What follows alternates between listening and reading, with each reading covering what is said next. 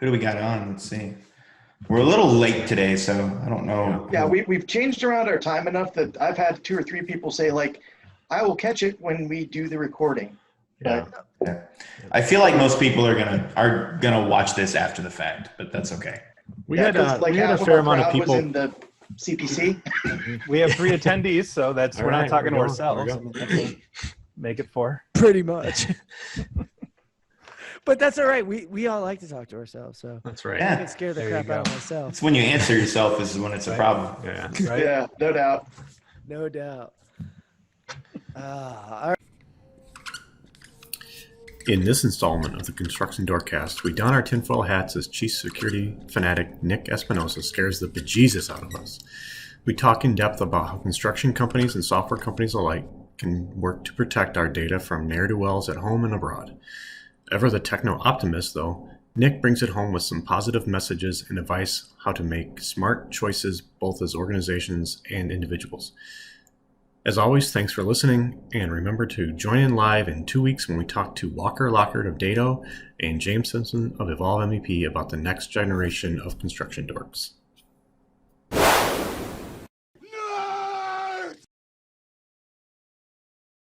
All right. Well, thank you everyone for joining us today. Our esteemed folks in the crowd, 3 or 4 folks, but to those listening at home, this is the Construction Dorkcast. I don't know which episode we're at, other than if you can tell from my cohorts here who are wearing their tinfoil hats, this is the tinfoil hat episode. You will notice that I am not wearing mine, and that's because I'm coming to you from the Death Star today. So you're wearing your hats to protect yourselves from people like Nick and I. So, and without further ado, we have Nick Espinosa joining us today. We'll get to introducing him in a second. We thank him for joining us. But Trent coming to us from a bunker near you and a professionally made tinfoil hat. I like it. Take it away. What you got drinking today and what you want to know from our security master. Professional made. You like that, right? Just kind of I feel like that was a dig, you know. It's just kind of an afterthought, but threw it on there.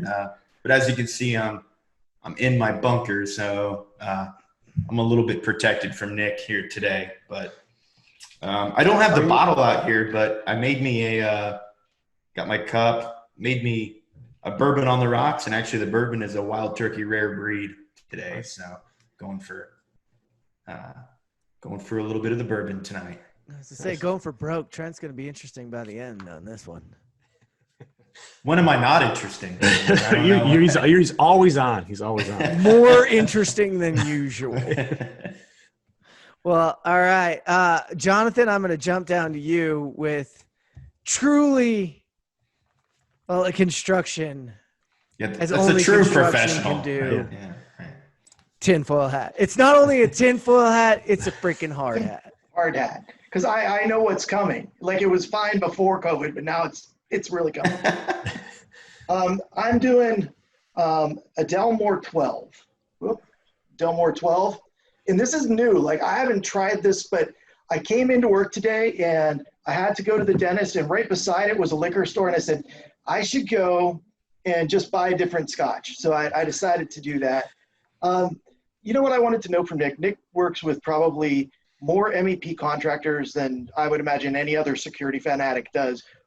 Does he see a difference between the construction like clients that he has and the other clients, or are we all screwing up the same things? You know, so I'd like to find that out by the end of the episode. Yeah. All right, so chalk that one up, Nick. That's going to be one to come for you next. And just don't give away any of those names. All right, we'll keep those to ourselves. Not that I have to warn Nick on how to be safe. Travis, why don't you let us know what you got going on this morning? All right, this afternoon. I'm drinking gotta find the right spot here. It's a Koval. It's this one's 4-grain single barrel whiskey. It's distilled in Chicago, Illinois, so right in Nick's backyard.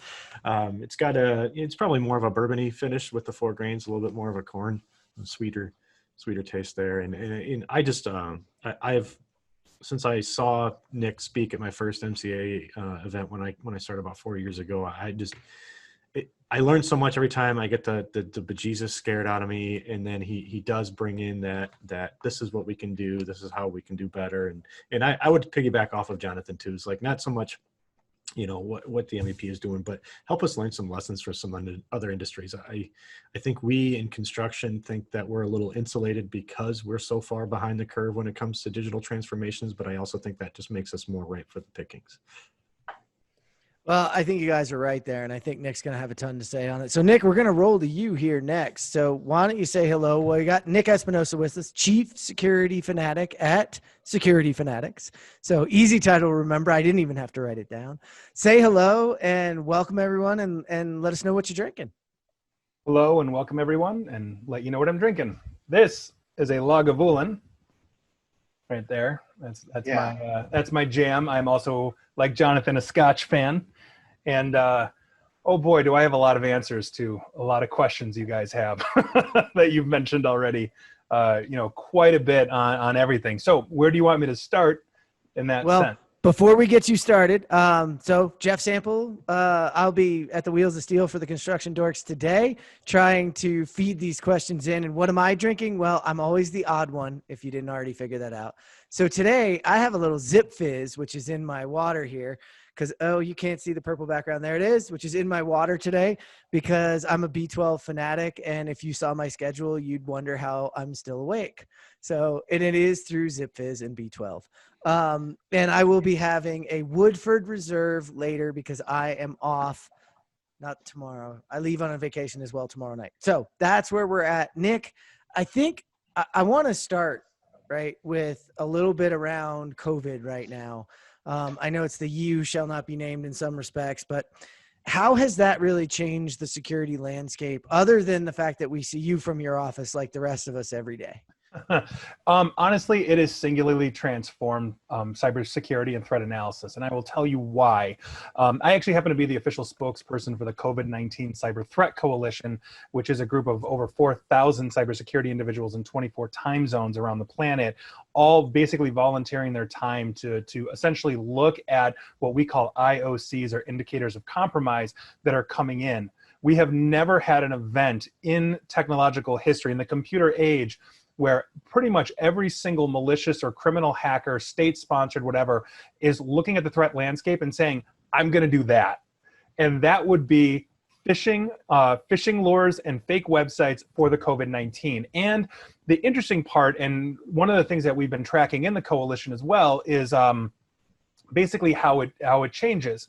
Hackers and attackers like to use the different trends. So initially it was fake emails and websites on, here's where you buy toilet paper, and then eventually it's going to be a fake website on, well, here's your stimulus check that didn't get to you, kind of thing. But the interesting part about the entire situation with COVID-19 is that while all of the phishing lures were COVID-19, the front of the house was painted for COVID-19 or coronavirus, the actual attack methodology was the same old attack methodology that we have been basically defending against and monitoring for years at this point. And so there has really not been a new innovation in that sense of there's always new infections being made, but the standard phishing lure that everybody saw through COVID-19, it was just coming from everywhere.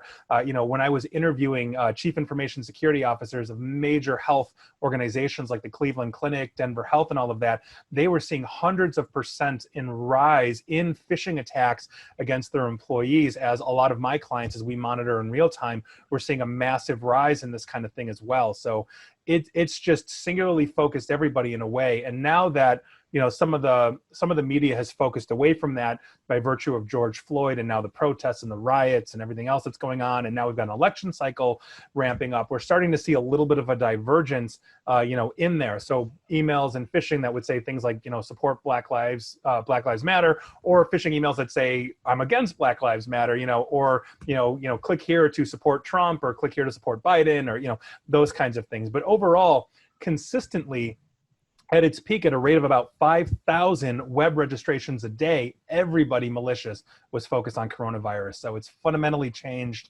how we've been able to come together as a community of cybersecurity professionals and actually defend against it, because we were all literally in the same boat. I don't care if you're a contractor or you're a major hospital or a government, we were all seeing the same thing for pretty much the first time in our lives. Okay, you hit a mouthful there. Go ahead, Jonathan. So like, it sounds like they're, like you said, they're just using the same schemes that they were using. They're just using sort of different clickbait. Has you seen a big change because there's so many people that weren't online that now are online all day? Because I know my wife doesn't like to be online, and she's online all day now. And so like, I'm a little bit more worried. I probably spend more time watching her just to say, hey, you know what actually happens if you just go click everything, right? You know what I mean? Have you seen that be a sort of a wave or a cash cow? Short answer is yes. And the reason being is that when essentially, and I like to say the bomb dropped, and the marker that I use is basically I went on lockdown 2 days before the MCAA was going to have their huge conference in Hawaii, because that's when I had to cancel my plane tickets, and all of that. So it's like, oh God, so literally, that's kind of the marker in my head.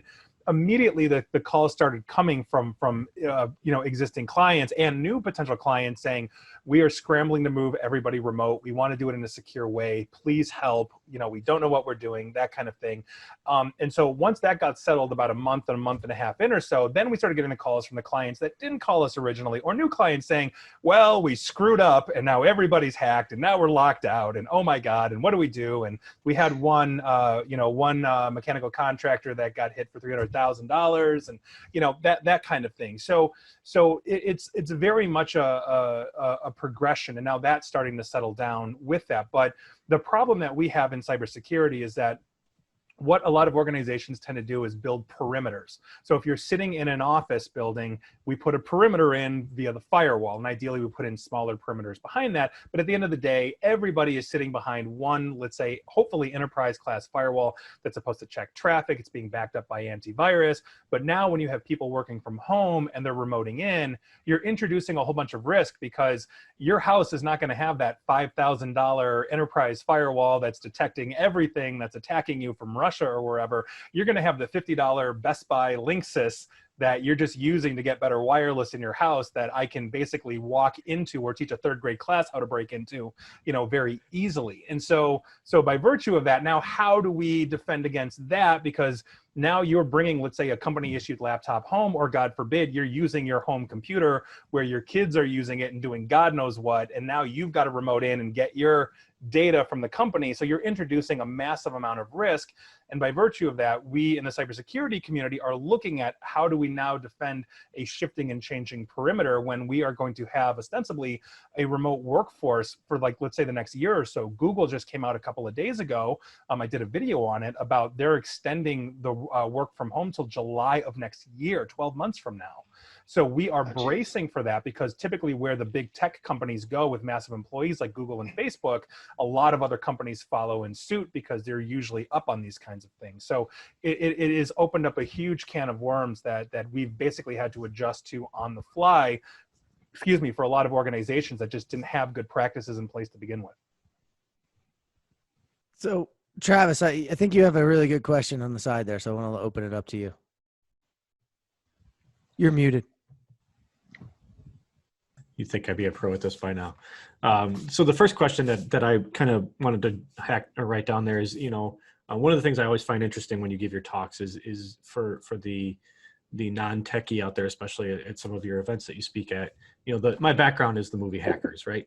I think in 1995 or something like that. And in those movies, like, you have a bunch of teenage nerds just typing furiously with the keyboard. Maybe you could give a little insight into how hackers actually operate, what their day-to-day thing is, and how does that open us? How do they use tools and stuff to attack us? And is it really just sitting down and typing furiously at a keyboard? Gotcha. So yeah, we're not living in the Matrix. That might burst some bubbles here, but the answer is we're really not, or at least we don't conform to that. No. So if you're looking at it, and this is a statistic, it's an FBI statistic that I usually use on stage, and it kind of just blows people's minds, because, I'll ask, okay, how long do you think it takes somebody like me to break into your company that's probably moderately defended and steal one file? And the default answer is, 30 seconds, 10 seconds, 10 minutes. And somebody gets bold and says 2 hours.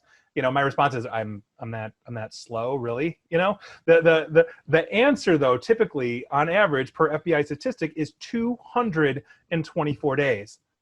On average, it's going to take me 224 days to break into your company and steal one single file. Now, 7% of all attacks happen in under 60 seconds.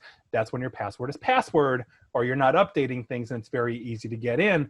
But that's the average. Now, conversely, it takes the organization on average, and the old FBI statistic was 142 days to realize that I've actually done that. And so what damage can I do in 142 days? The problem that we have now is that the last statistic that we have from the FBI on that bumped it from 142 up to 192.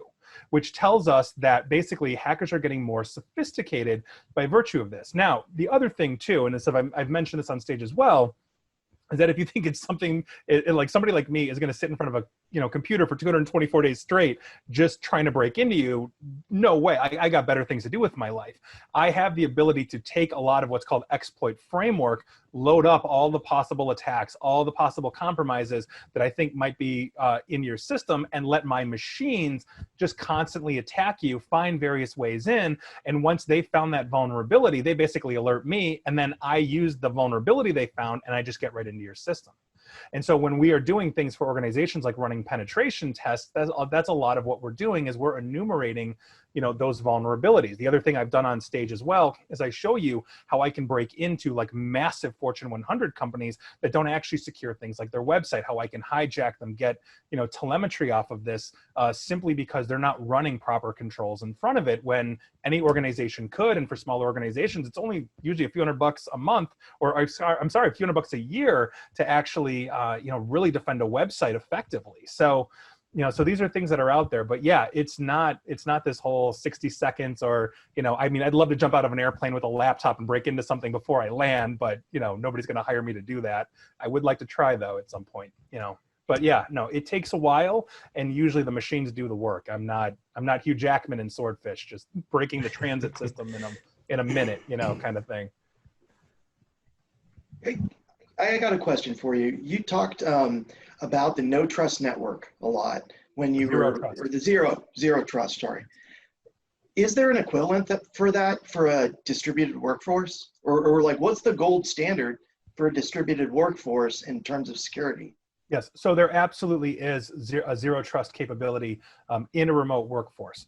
What we look at is, and let me put it this way, at the most basic level, let me tell you what a zero trust network is. Assume for a moment you have two computers on the network, okay? In a standard default network, 30-year-old topology that virtually every company uses, called a perimeter-based network. These two machines can talk out to the internet can talk to them, but they can also talk to each other because they're on the same network. And so in a zero trust environment, what we are doing is we are isolating these two machines so that they can't talk to each other, but they can go out to the internet, but the interactions with the internet are filtered through threat management. So if somebody tries to download an infection or something like that, they're blocked. But if one machine gets infected, it can infect the other machine because they can't talk. Zero trust between them.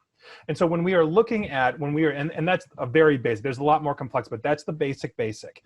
And so when we are looking at a distributed workforce, a remote workforce, a workforce in multiple locations, because the company has a lot of different buildings, what we're doing is creating a zero trust environment. So for example, let's say, Jonathan, you had to remote into your office in order to get critical stuff.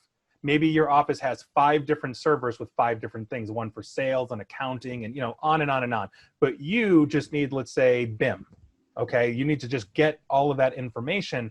Well, what we would do is we would set you up to remote in, and the only thing you would be able to talk to would be the server that would give you your information, as opposed to a default setup for remote, which would allow you to talk to everything. And so if you can't, for example, if you cannot, let's say, talk to the phone system, you can't hijack it, or a printer or anything else, all you can do is talk to BIM or the BIM server. And let's say at worst, what you could possibly do is infect that. there's going to be a filter between you and the server. So as you're talking to it, it's going to be detecting threat.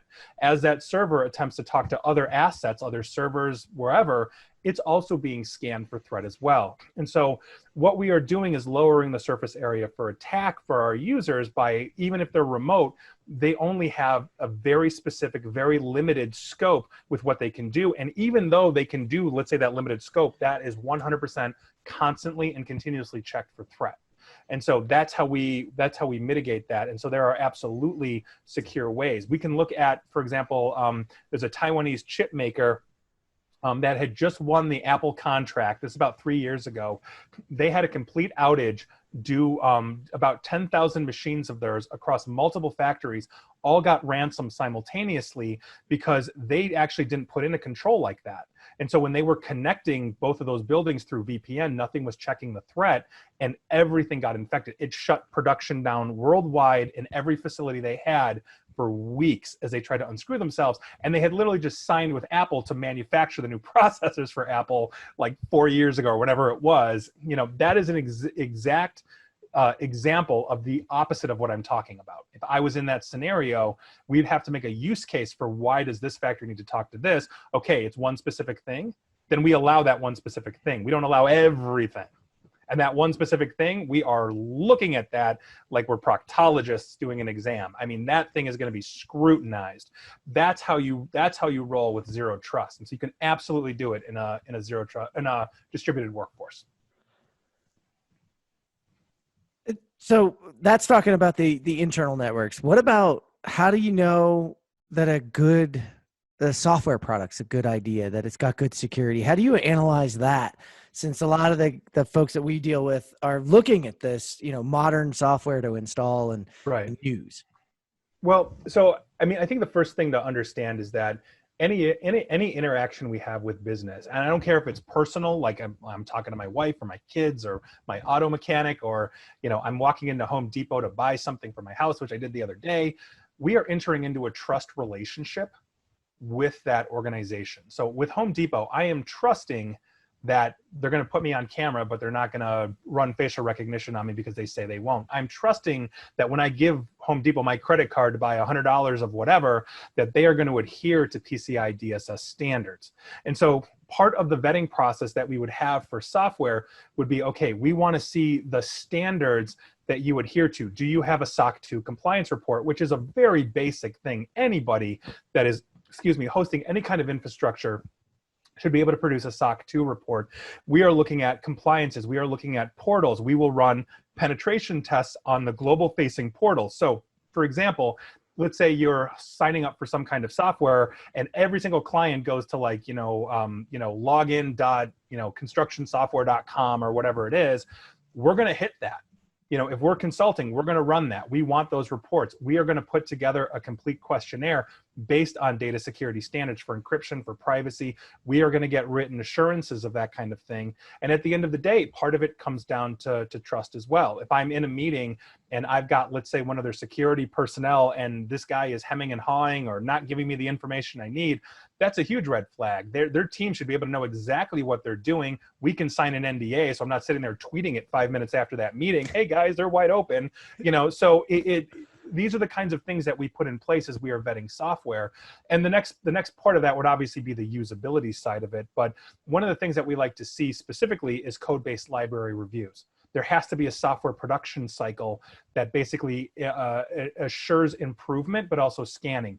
Programmers like to get lazy. Oh, I've been using this code for like the last 10 years and it's fine. But they don't know that the author of that original code maybe has updated it 30 times because vulnerabilities have crept in and they're using a 10-year-old version, integrating it into brand new software. Those are the things that we are looking for. And if we're working with software development and we have clients that are in software development, those are the things that we're recommending that they do or that we do for them. You're talking about the duplicity there. So one, you can represent the client themselves, the mechanical contractor, the contractor themselves, or you can actually be on the flip side and representing, so talk about that. That was the part where, you're going to look over an NDA, talk to them about what they have, you're really going to take that stance. Right. But on the flip side, then you work with the software side. And what do you do when you're in there with the software side? I mean, you hit that on the code, and I think quite a few of the VDC and BIM guys understand writing code, but also stealing code, or I'm sorry, borrowing it. Yeah. None of you actually writes it. You actually copy it from somewhere and edit the variables for yourself. Right. That's the unspoken agreement, right? That we all have in that. No. So if I'm working with a software development company, for example, some of the stuff we're looking at is, okay, what infrastructure are they running? Are they on a major platform like Microsoft Azure, AWS, SoftLayer from IBM, those kinds of things? What is their uptime for disaster recovery? Because Microsoft does occasionally go down. We had something like 40 million Office 365 users were out like a week and a half ago. So how are they replicating that content somewhere else so that, let's say Microsoft goes down, and then what's called the CDN, their content delivery network, just routes everybody to the backup server instantly and keeps on running? We're looking for that. What are the security controls that are in place? We will go into like a Microsoft Azure and we'll run what's called a CIS audit, basically of every single control checkbox or command that you can configure to see what they do and do not have. Part of this is understanding the compliances of the organization as well, to say, okay, you have customers that are, let's say, compliant for DFARS, FedRAMP, or NIST because they're government contractors. Maybe you've got PCI for credit cards. Maybe in some way, shape, or form they're integrated with healthcare for HIPAA.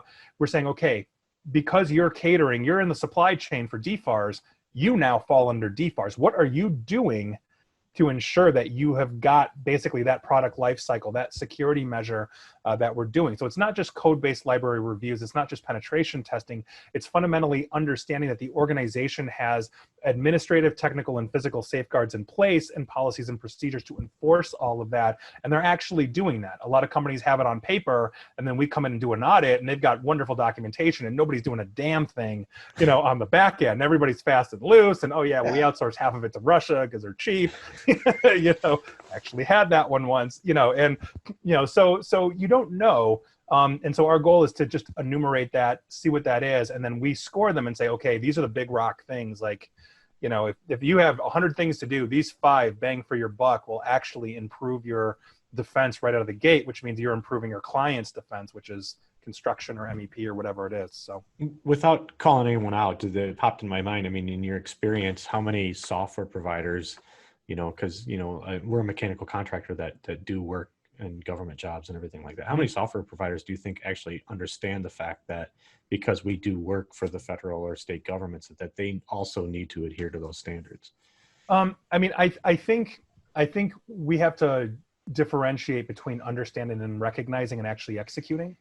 Because I talk to a lot of organizations that are in software development that's like, oh yeah, we know about FedRAMP and DFARS and all that. We haven't done anything about it, but we know about it.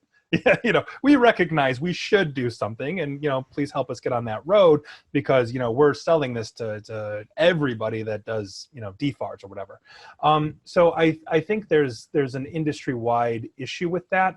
Now DFARS and FedRAMP and all of that are maturing into what's called the CMMC. That's basically the cybersecurity maturity model that a business can get certified on, and so a lot of software developers are looking for the CMMC certification now, which is 1.0. It's brand new. The government's still shaking it down, but that's where this industry is going, because I think the government is realizing we've got a whole lot of insecure contractors that are doing everything from, building our aircraft carriers and parts for it to the weaponry to simple plastic parts that go on the Mars rover, so it's a very mixed bag. But I will say this, a lot of these smaller software development companies that I have dealt with tend not to have that business mind. It tends to be a guy that is a programmer, usually a damn good programmer, that said, I see a gap in an industry, I can fill that, I can make something, let me package it, and then we'll put it out. And like web designers, they really don't think about the infrastructure, and they really don't think about the security of it. Web designers are the worst,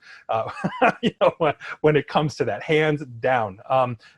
So by virtue of that, I think it's a process. And so part of like what we will do is come in and say, look, like, I'm basically going to be your virtual chief information security officer. This is not lip service that you have to pay. Like, you will be put out of business. Like, no government agency, entity, contractor, or subcontractor will touch you, if you have something that is simply not gonna be there in place that you can verify as a control. So it's a huge problem, but I would say a healthy percentage, without directly quantifying it, because I don't think I can, a healthy percentage, while they know it, they understand it, they acknowledge it, they just they don't know what to do with it. They don't know how to execute on it or actually put it into a framework.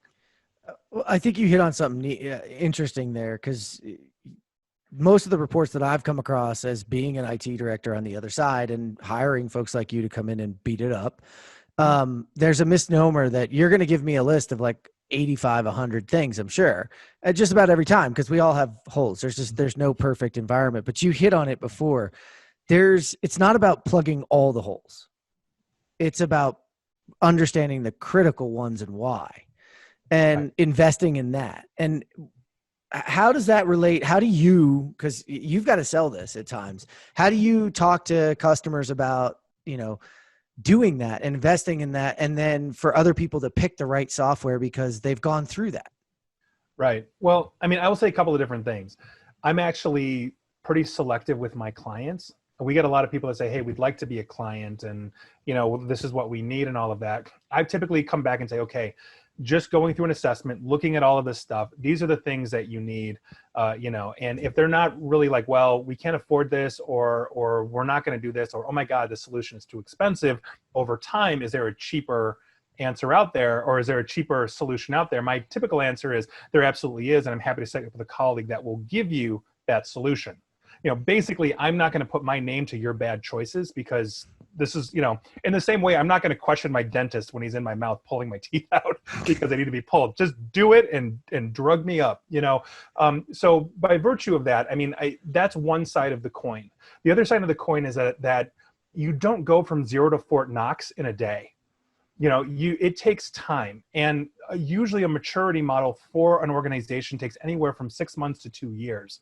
And so by virtue of that, the way I'm typically positioned it is, at the end of the day, at the end of the 2 years, you're going to be a lot closer to Fort Knox than you were, when you started.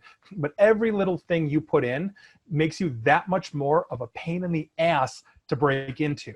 I would never walk into a client and say, I can make you hack proof. And for the record, if anybody ever tells you that, they are lying through their teeth. But the difference is that I can make you such a pain in the butt. We can layer security to a point where it is just so difficult to hit you, access you, steal your username and password so that you can start phishing your accounting department, whatever that is.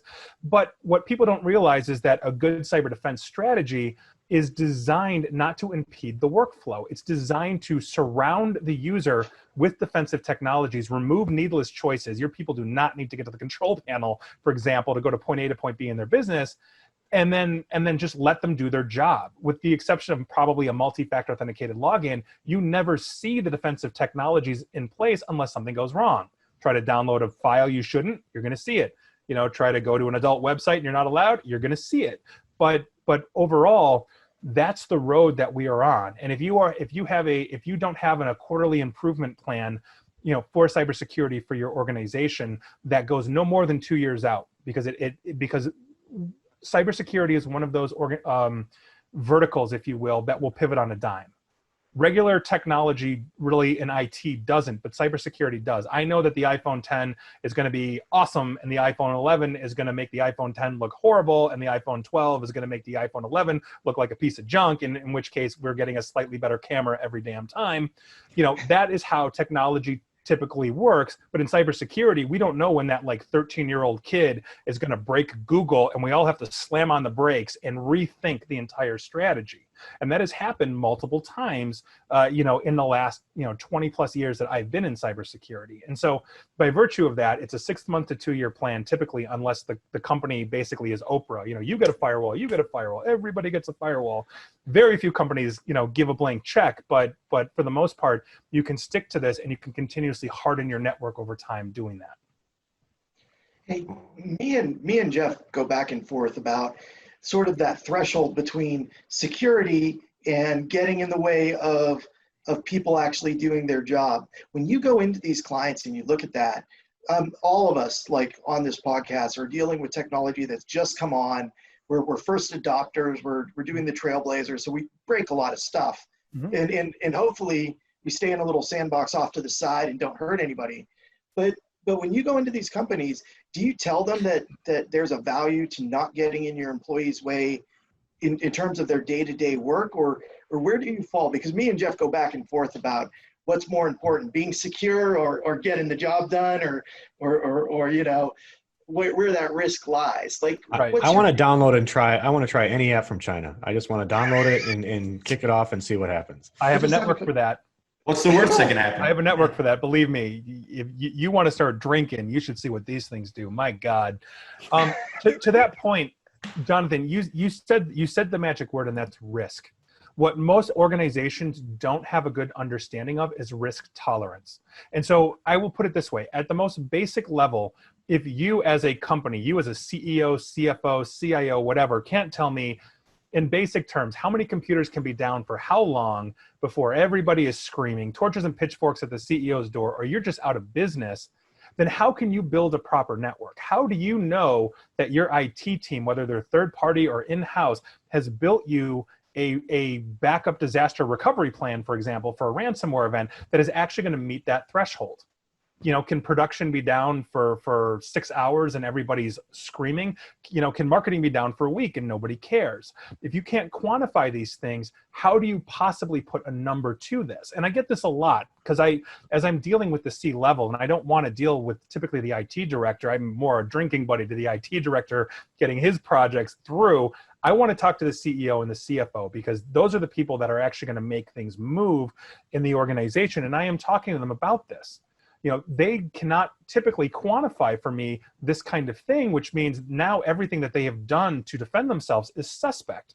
Not to mention the fact that IT is not cybersecurity. It's an entirely different animal. You know, the conversations I have when we are dealing with, let's say, a cybersecurity project and, you know, let's say how to phish a client or break into an organization, you know, it's a different animal than, okay, like today we're going to work on updating all the servers today. It's a different thing. And so understanding that risk tolerance is something that every organization needs to do, along with understanding where their cybersecurity gaps are, and then building a plan based on that risk.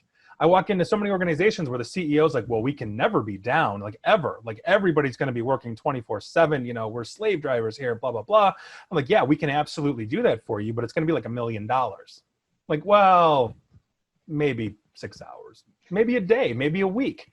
You can't tell me honestly, how do you know what you have is solid? And that is usually where it starts. I usually don't start with like the cybersecurity of that, because the cybersecurity is basically the shield that is going to protect that engine that is the business moving down the road. But I don't know what that shield needs to be until I know just how good the car is. It's breaking down every other mile. You know, it's time to talk about that. Yeah. Hey, Nick, I'd like to step in too. I think like Travis, Jonathan, and I, we kind of represent some mechanical contractors and companies that are much smaller. You know, a lot of us are regional contractors, and we're not these giant corporations that, not that you should treat cybersecurity any differently depending on size, but Correct. with the way that that COVID-19 has altered the way we work, and now we've got a lot of people working from home. We have a lot of, you know, managers that manage projects through network drives, things that we've had set up for years. So I know how and certain people have approached it. We've approached the work from home through utilization of VPNs. You know, some people have used cloud drives, different things. I guess point me in the right direction. Like what would be the most secure way for a contractor of our size to handle that work from home? So, you know, is a VPN viable? Does it protect me? So that's a really good question, but that is also an incredibly loaded question. And the reason being is that the way I look at it is every single client I have from every single vertical, I'm in construction, otherwise, I mean, we work globally, is that they're like fingerprints. Everybody has a different setup. Everybody has a different use case. And while there might be common technologies, everybody uses Office 365 for email, you know, the challenges of how the business typically operates with the processes that it has in place is different. And so, for example, if you have an organization that, let's say, is in construction, small to mid-size, it is now 100% working, you know, basically from home, nobody's in the office, but everything is in the cloud, then why do we need to set up a VPN into the office if nobody needs access to that, simply to, you know, to introduce another risk? Is there something else that we can do? How are we looking at, let's say, the disparate technologies in the cloud and saying, how is this being controlled? I might work for one of these companies. I might have 5 different clouds that I have to go into: email, a database, maybe BIM, Autodesk, something like that. And then, I've got, a file share like a Dropbox, God forbid, or something else. And now I'm looking at that and I'm saying, okay, I have 5 independent usernames and passwords. What happens if, because this is a pandemic, I have to let that guy go? Is anybody quantifying this? Is anybody controlling this? Does anybody know what this guy really has access to? That is one of those things that as we are looking at it, we are looking at the more advanced technologies that are starting to be adopted at enterprise and trickling down to mid-size and small, which are things like software-defined perimeter and identity management.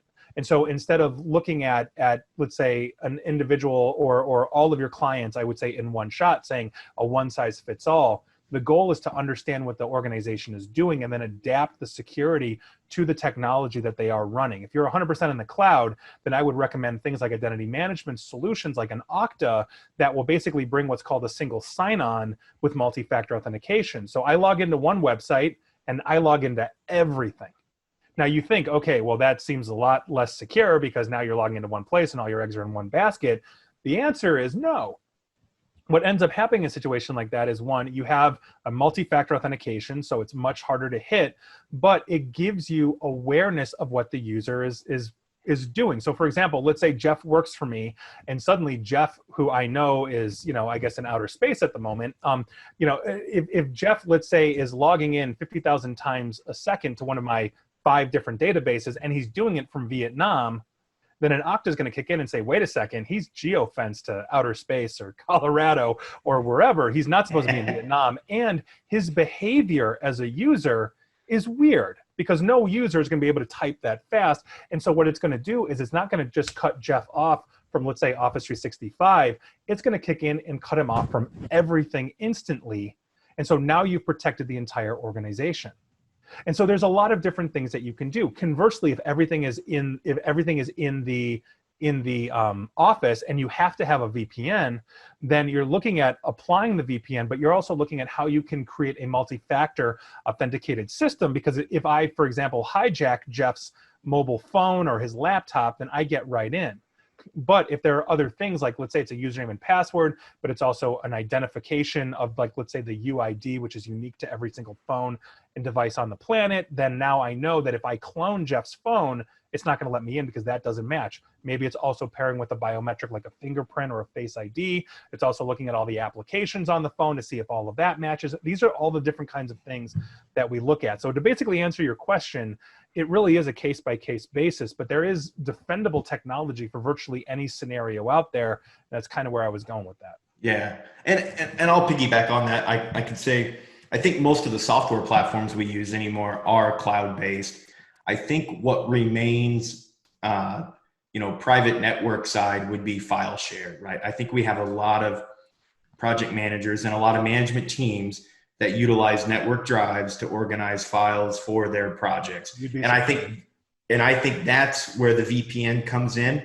But I would ask the question to you, what makes, what's more secure, doing that with a VPN or using some kind of cloud-based drive? Or I think I know the answer, but. Right. Well, so the typical calculation, and for the record, as I mentioned, you'd be surprised at how many clients of mine actually have on-site assets. Most companies are actually, I think, running a hybrid scenario where you have a whole bunch of cloud infrastructure, but you've also got a whole bunch of on-premise infrastructure as well. And there's a use case to be made for both, I think. So the libertarian side of the philosophy as well, if it's all in-house, it's not in the cloud, I'm not using somebody else's computer, because that's what the cloud is, somebody else's computer. And so I am storing it, I'm maintaining it, I'm defending it. The other side of that is, well, now you have to update it with the same frequency of the cloud, which is virtually impossible for you to do. Now you have to make sure that everything is secured and up to date in your security side, which again is virtually impossible to do, and run advanced identity management, which is a lot harder to integrate into an on-prem solution. So a lot of companies are I like to say, halfway through moving to the cloud. And since 2017, the CSA, or Cloud Security Alliance, that quizzes and polls businesses every year, since 2017, more businesses are trusting the cloud for those reasons I mentioned than not. But to understand for an organization which is better. Do I just keep my files in a Windows server in my office, or do I move to a Dropbox, God forbid, type solution, because there are better products than Dropbox out there? Which is better? And I think the way you look at it is, as we move remote, odds are the cloud is going to give you more advantages for something like that, because you can have the same locking system in the cloud that you do on site. So for example, if I open up a Word document and you, Trent, try to open it, you're going to get a thing that says, oh, hey, you can't open this because this file has already been locked. Same way you would if it was just in your office. So a lot of that's there, but the cloud, especially if you pick the right solutions, will give you things like auditing. It will give you hardened security, military grade encryption that you typically do not install into your servers in the office, because you're just assuming the firewall is going to defend you, and I can usually walk through half of them on the planet very easily. So these are the kinds of things that we are looking at, not to mention the audit trail. Who deleted the file? Now you know exactly, because you can drill to the file and see what person deleted it. Unlimited revision history. You open a Word document and save it 1,000 different times with 1,000 changes. Now you can restore version 928 if you need to compare. These are the kinds of things that the cloud can give you. You just have to do it in the proper and secure way, and it has to be the best case scenario for you, because a lot of companies are using databases right now where those companies are either defunct, or they didn't move to the cloud, or they moved to the cloud, and my God, you could buy a Ferrari every year for what they want you to pay, now we're cloud. talking. Right. So then by virtue of that, companies choose to stay in house. I see it manufacturing, like CNC manufacturing all the time. I've got clients with like Windows NT4 machines hooked up to the CNC because they can't get rid of it, and they'll be damned if they're spending $250,000 to $1 million per machine. Well, they're not still supporting that? What? We create what's called compensating controls for those machines, because we can't defend them. I can't install like a modern AV, so here we are. Yeah. So again, it's case by case, but I think there's a lot of positive use cases for the cloud, especially as we become more stratified, more diverse in terms of the locations that we're accessing the data from. I want to come back to that one. I definitely want to come back to that one, but we got a question from the audience. So Ralph asked, so cloning a phone can happen? How common is that? So I do, not to spoiler alert anybody, but at multiple MCAA and UA conferences, not to mention SMACNA as well, I have actually been on stage and been able to successfully hijack and enumerate phones. Simply because somebody connected to the wrong Wi-Fi. It's not hard to do. It's very simple. There's also, and I will say this, do not buy Apple's hype. Apple has been lying to you since 2015 on their security. We break iPhones all the time. And one of the reasons why is that Apple in their infinite wisdom decided, we're going to remove every antivirus capable app from the App Store in 2015 because their own sandboxing and vetting system for new apps was so good you'd never need one. Well, 3 months later, Excoshell, a hacker out of, I think, the Ukraine, broke it. Then we found out the CIA and the Chinese were just walking through it left and right. We can infect these all the time. We've actually infected phones when we're hitting clients where we're able to turn on the camera and the microphone, record conferences, steal usernames and passwords, copy out pictures, all this kind of stuff. It is very easy, especially if you're sharing common infrastructure. So yes. That's why I'm wearing the tinfoil. SMS hijacking. SMS or text messaging is no longer considered secure for two-factor authentication. You log into your bank, you get a text message. That's not considered secure by NIST anymore because SMS hijacking is so insanely prevalent, as is SIM card hijacking, SIM card swapping, and everything else. Phones are a walking nightmare for the cybersecurity field.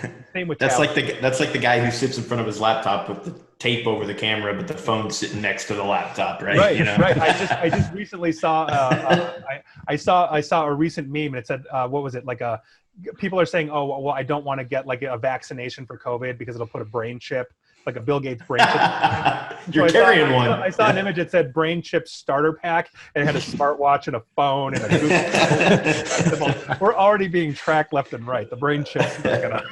You're definitely making a case for me wanting to just stay in this cabin in Tennessee that I'm heading to next week. But I wanted to kind of piggyback off you were talking about,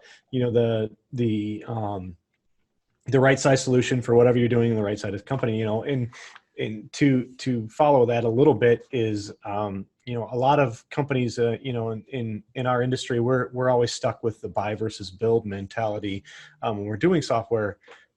Can you elaborate a little bit for, you know, if I'm a mechanical, you know, a mid-sized to a large-sized mechanical contractor, and I decide I want to hire a bunch of programmers to come in and write some sort of project management solution for me, what kind of things do I need to be aware of, since I'm not going to go rely on an Autodesk or a Procore or a Bluebeam or anything like that? Sure. Oh no, I totally get that. And I will say this, just right out of the gate. A company like Autodesk or a company like Bluebeam is going to have a software development cycle that is going to be significantly more hardened than just saying, I can hire a whole bunch of guys in India to do this for like $10 an hour. You will get something that will probably work, but the problem that you're going to have is updating the life cycle of the software. It's going to be much harder to do. I'm not saying you can't do it, especially if you have a use case and a need. I have a lot of clients in either fabrication or something like that have said, we've hired in-house people to literally just do this for us because we can't find a solution for this. And I totally understand that, but I think we have to understand a couple of different things. And when I am approached by a client saying, hey, we are considering a new piece of software, whether it's development or you know, or something that's already out there, my first thought is, this is going to potentially fundamentally change how you do business. It will change process, it will change control, it will change flow, it will change work habit.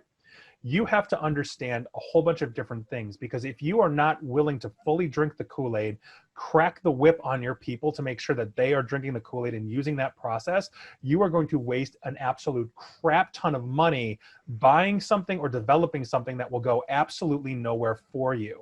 And that has been a huge, huge problem that we have. And you see a whole bunch of software get adopted and then abandoned, adopted, then abandoned. And then you get leaders that are really not embracing technology, being like, we are just wasting money year after year. And it's because nobody has pounded into them that lesson that says, look, this is not something that you're just going to deploy and ignore and do this.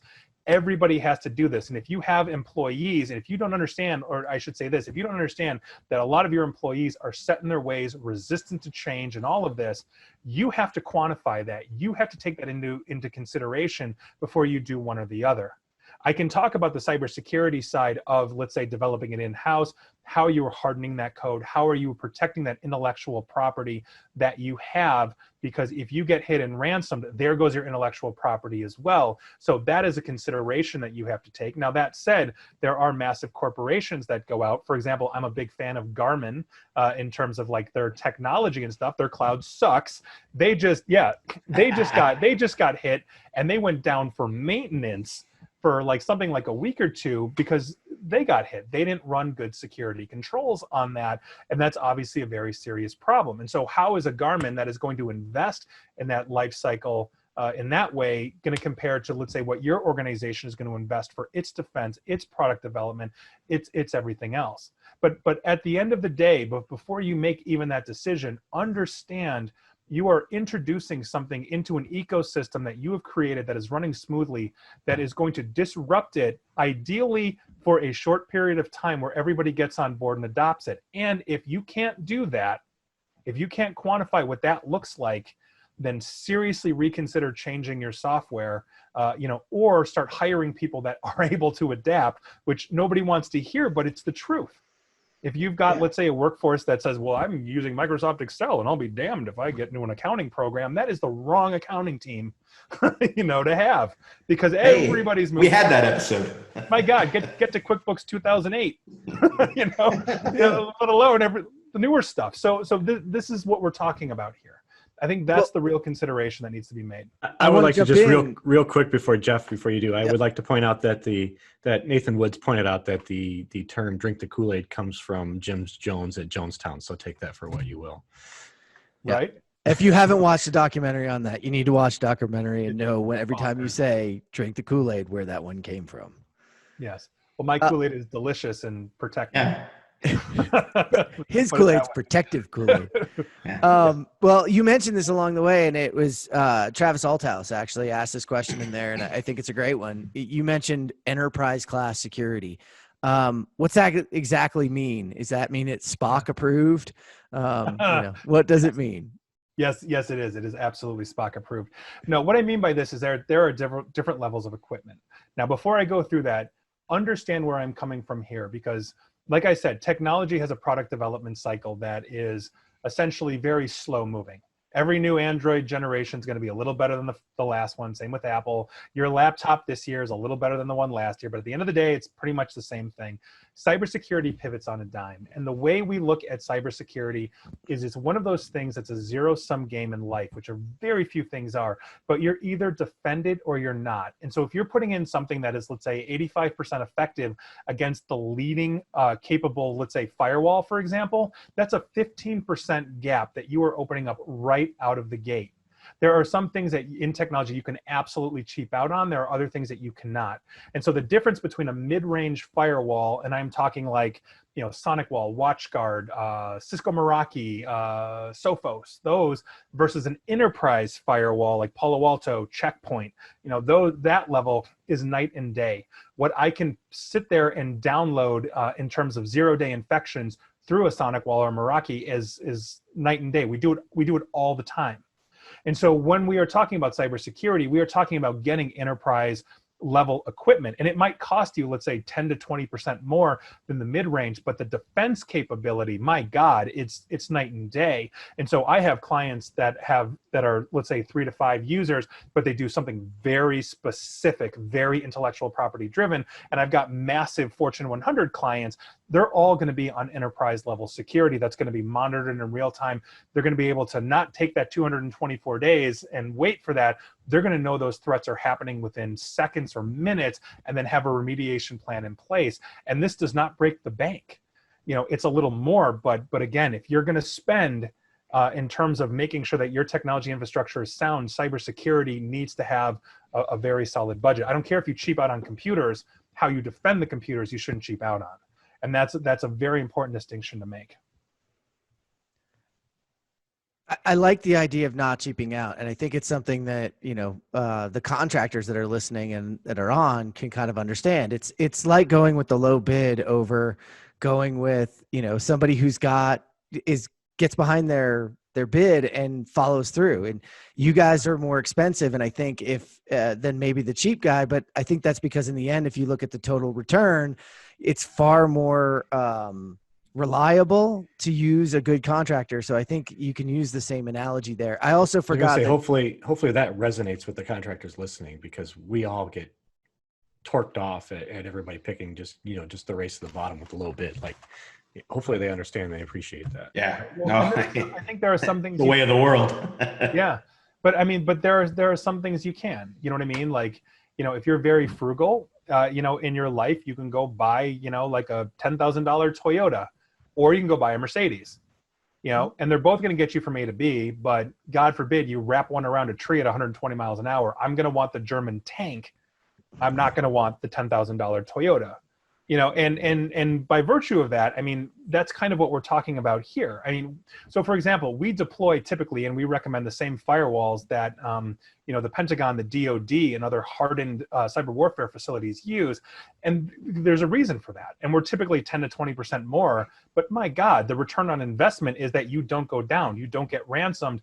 You know, if you're calculating risk tolerance, how many people are sitting there while, like, literally sometimes for days while you're trying to get your data back, you're paying them by the hour, you're paying the electricity bill, you're paying somebody like me, you know, to do that when you could have just spent a little bit more money up front and vastly mitigated that possibility. But you like $20 an hour, Nick? Or what? $20 an hour. If that's your security guy, you're gonna be hacked. And I forgot my PSA that I wanted to throw earlier was, if you ever see Nick on the list of speakers, turn off your automatically connect to and watch for that Wi-Fi one, because it's my favorite. Hey, you will get messed with.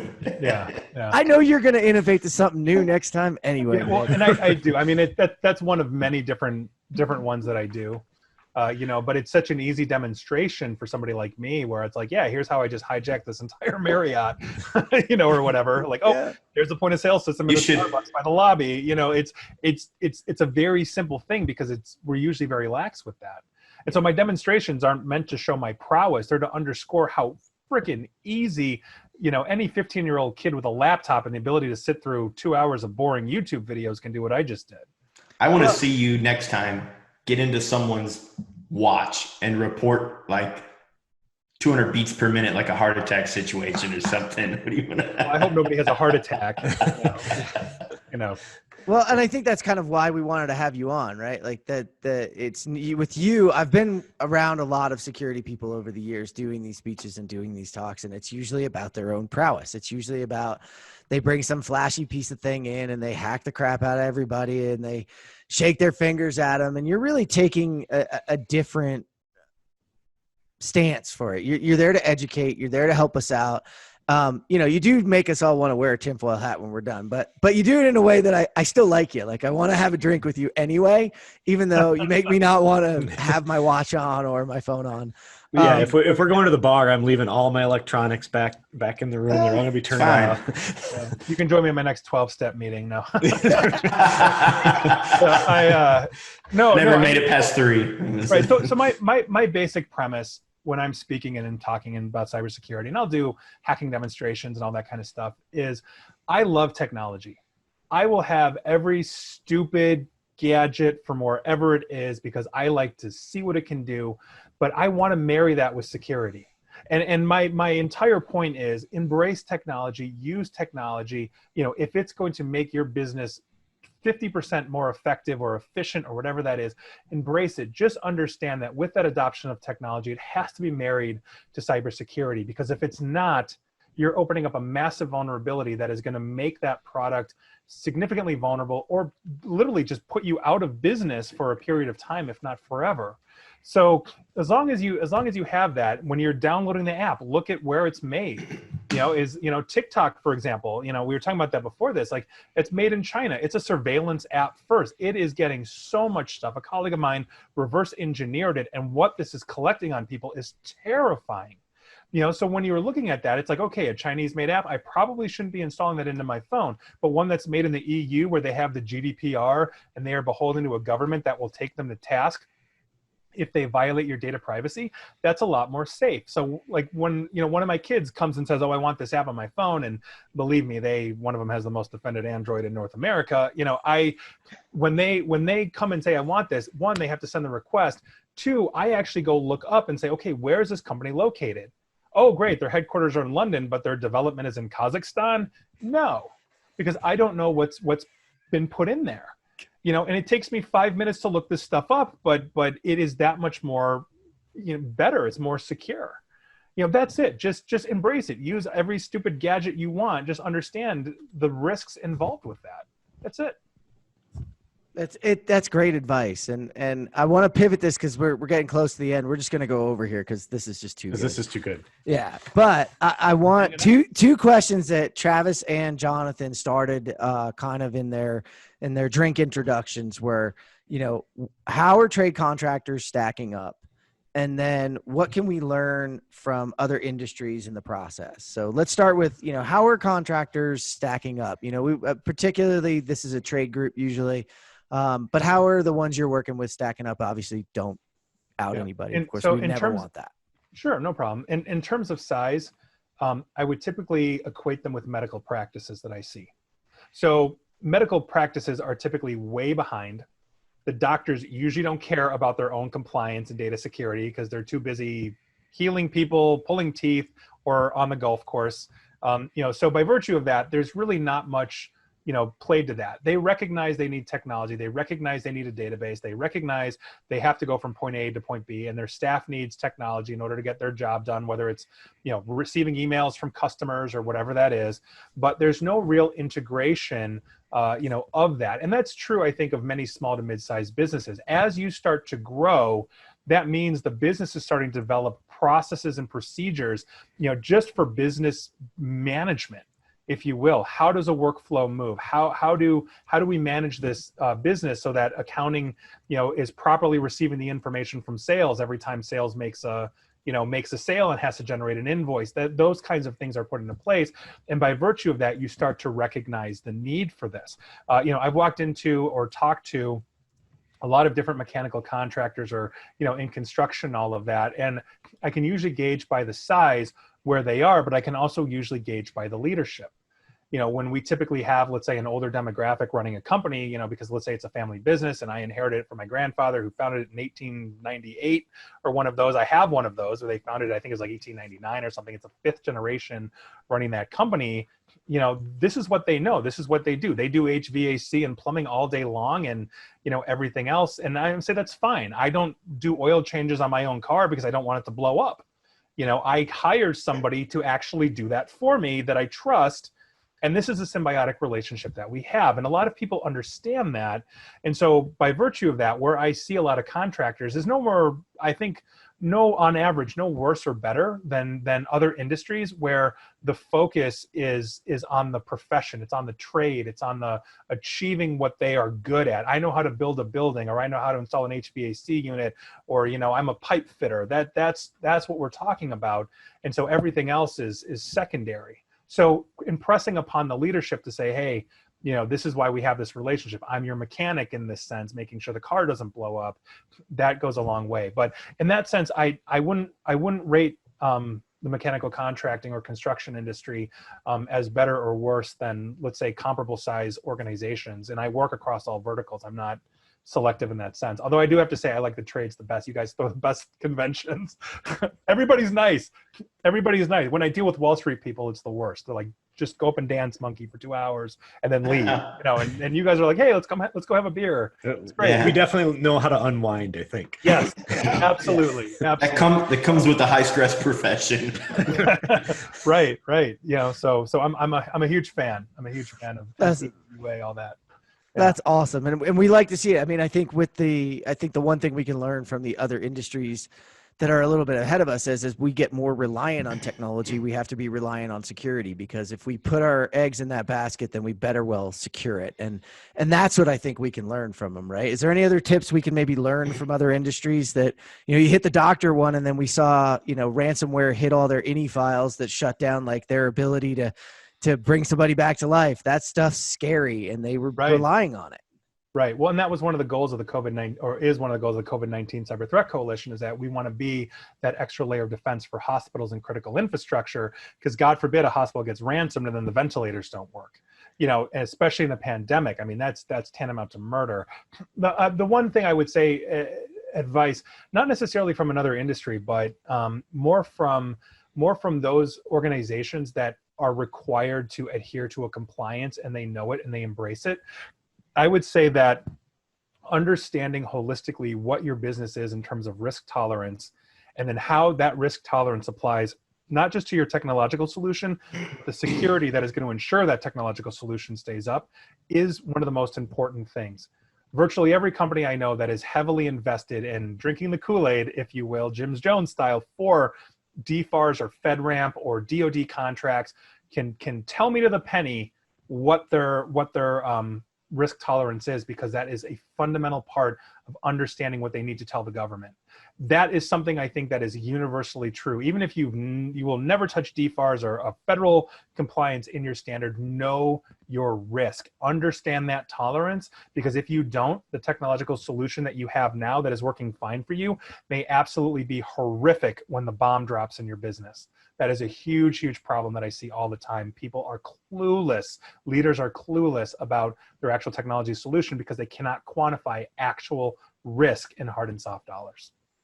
That is really important information, and we want to wrap it up. But I know you kind of scared the crap out of most of us. I'll be honest, but you always do, and I always appreciate it, like in a good way. You're welcome, I guess. Yeah, no, seriously, man. This was something I learned from this, and I've presented with Nick before, and I agree with it. I was the one on stage always saying, like, if your IT guy tells you he's your security person, he's the wrong IT guy. He's lying to you. I always knew over time that we could not do this. You can't do both professions. They're very, very different. They have different goals and different. So when Jonathan and I argue, it's not even about security all the time. We're arguing about other things that he drives me nuts on. So, but I want to spin it because we are all, technology folks, and you are you're a techno optimist, right? And I want you to finish with that, because I think that's a weird distinction for most people to realize. Somebody who warns somebody so much is also, you said it, you love all the gadgets. So I want you to finish on that. So at least people maybe take their tinfoil hats off by tomorrow morning, headed to work. Well, I will note that nobody here has taken their tinfoil hat off yet. So there you go. Mission accomplished or not, I don't know. But what I'm saying basically is, we are living in a technological world. I like to say there's no going Amish on my watch, with this kind of stuff. We need technology. We need to embrace technology. Technology is going to be everywhere. We are raising a new generation of kids, for those of us that are parents, that are digital natives. They were born with cameras and smartphones in their faces and hands and all of this. And so it is very important that we embrace technology, because it's not going anywhere. And so by virtue of that embracing, we also just have to make sure that we're embracing security. We're making smart choices. That's why I did the 5 laws of cybersecurity. And law number 3 is humans trust even when they shouldn't. And so when you are embracing your technology, have a mindset of skepticism and distrust on if that app is good. Is that gadget you're buying secure and all of that? And then just make the correct controls for it. Put in a good firewall at your house. Put in something for your business. Just make good choices. If that email looks too good to be true, it probably is. It's those kinds of things, and so our first line of defense really is just who we are. So embrace technology, just, have that filter. Well, thank you for joining us today, Nick. To the rest of the dorks, from the rest of the dorks, we really appreciate you. And anytime, I'm happy to hang out. I mean, you guys drink on a Wednesday. I'm good. and hey, this like you said, we know how to have a good time, right? There you go. That's the whole idea. We couldn't do the virtual bar scene. We couldn't do the real bar scene. So we're making our own virtual one where we have those really good conversations. And so we appreciate having you. We appreciate everybody who joined us, everybody who's downloading and listening to this. A teaser coming ahead. We're going to go into the Star Trek world. We'll have the next generation next. A teaser in there. We're going to have our friend Walker Lockhart and James Simpson on to join us. To join us and talk about what the next generation will look like. I'm going to close with the Nick Espinosa quote here, is his finisher for everything. Thanks for joining us today. Stay safe and stay online. Thanks, Nick. Thanks so much. Thank you. Thank you very much. Thank you all. Thank you. All right.